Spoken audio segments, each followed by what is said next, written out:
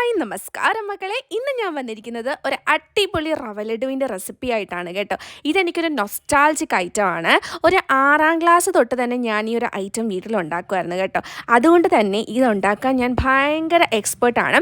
പണ്ട് ഈ 90s കിഡ്സിൻ്റെ കാലത്തൊന്നും യൂട്യൂബ് ചാനൽ ഇല്ലായിരുന്നല്ലോ.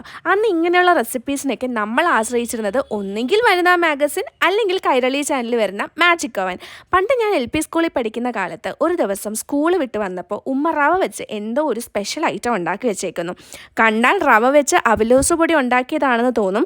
സത്യത്തിൽ റവ ലഡു ഉണ്ടാക്കാനാണ് നോക്കിയത്. അന്ന് എൻ്റെ വീട്ടിൽ പഞ്ചസാര പൊടിക്കാനുള്ള മിക്സി ജാറൊന്നും ഇല്ലായിരുന്നു. പഞ്ചസാര പൊടിക്കാൻ പറ്റിയില്ല. അതുകൊണ്ട് റവ ലഡുവിനെ ലഡുവാക്കാൻ എത്ര ശ്രമിച്ചിട്ട് നടന്നില്ല കേട്ടോ. പിന്നെ ഇങ്ങനെയുള്ള ഐറ്റംസിന് ഏത് ഷേപ്പായിരുന്നാലും ടേസ്റ്റ് ഉണ്ടായിരുന്നാൽ മാത്രം മതി. ഞങ്ങൾക്ക് അതൊന്നും ഒരു കാര്യമല്ല കേട്ടോ. ഞങ്ങളത് ഫുള്ള് കഴിച്ച് തീർത്തു.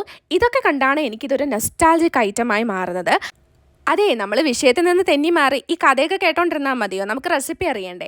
അപ്പോൾ ആദ്യം ഒരു ചീനച്ചട്ടി അടുപ്പത്ത് വെച്ച് കുറച്ച് നെയ്യ് ഒഴിച്ച് അണ്ടിപ്പരിപ്പും കിസ്മിസും വറുത്തെടുക്കുക. അതേ നെയ്യിലേക്ക് തന്നെ റവ ഇട്ട് നന്നായിട്ട് വറുത്തെടുത്തതിന് ശേഷം പൊടിച്ച് വെച്ചിരിക്കുന്ന പഞ്ചസാരയും ഏലക്കയും കൂടെ ചേർത്തിട്ട് വീണ്ടും നന്നായിട്ട് മിക്സ് ചെയ്തെടുക്കുക. ഈ മിക്സിലേക്ക് നേരത്തെ വറുത്ത് വെച്ചിരുന്ന അണ്ടിപ്പരിപ്പും കിസ്മിസും കൂടെ ചേർത്തിട്ട് വീണ്ടും നന്നായിട്ട് മിക്സ് ചെയ്യാം. ഈ ഒരു മിക്സ് തണുത്തതിന് ശേഷം കുറച്ച് പാലെടുത്തിട്ട് ഈ ഒരു മിക്സിലേക്ക് ചേർത്തിട്ട് നന്നായിട്ട് കുഴച്ചെടുക്കുക. ശ്രദ്ധിക്കുക, പാലിൻ്റെ അളവ് കൂടാൻ പാടില്ല. ലഡു പരുവത്തിന് ഒരു ബോളാക്കി എടുക്കാൻ പറ്റുന്ന പരുവത്തിന് മാത്രമേ പാല് ചേർക്കാവൂ. അപ്പോൾ ഓരോ ലഡുവായിട്ട് ഞാൻ ഇതുപോലെ ഉണ്ടാക്കിയെടുത്തു. ഒരു 10 ലഡു ഞാൻ ഉണ്ടാക്കി കേട്ടോ.